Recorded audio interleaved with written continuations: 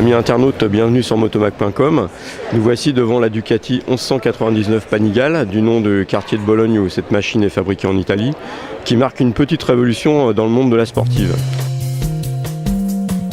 Nous allons vous expliquer pourquoi c'est une petite révolution en s'approchant tout d'abord du moteur et de la partie cycle qui se trouve derrière moi.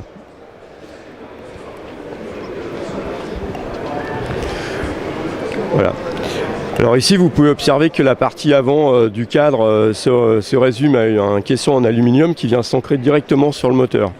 Donc c'est une petite révolution à la fois dans le monde de la sportive parce que c'est une technologie qui est issue du MotoGP et également chez Ducati qui nous avait habitués jusque-là à concevoir ces machines avec des cadres en treillis tubulaires en acier.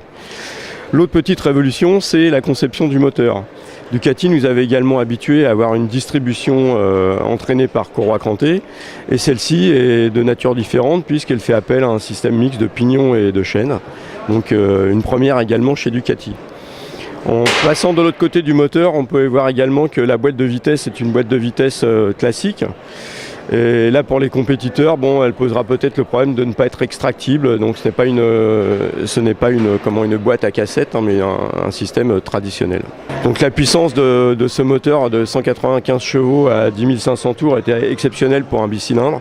C'est la puissance la plus importante atteinte par un moteur de cette conception. Machine qu'on retrouvera bien sûr en compétition en superbike et dont on attend les résultats maintenant une fois qu'elle sera au pied du mur, ou plutôt au pied de la piste.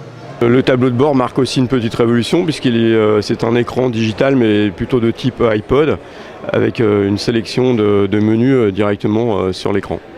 Nous revenons maintenant vers la machine qui est absolument magnifique, qui est également bardée d'électronique puisqu'elle dispose d'un anti-patinage, d'un contrôle de traction, d'un accélérateur ride-by-wire et également d'une acquisition de données. Et pour la version tricolore qui est la plus chère, qui monte jusqu'à 29 000 €, elle dispose également d'un réglage électronique des suspensions. Donc vous l'avez bien compris, cette machine quand même est très très chère puisque la version de base est à 18 990 € et la plus chère monte donc jusqu'à 29 000 €. Donc ce n'est pas à la portée de tous, mais la beauté de l'objet fait accepter quand même ce prix exceptionnel.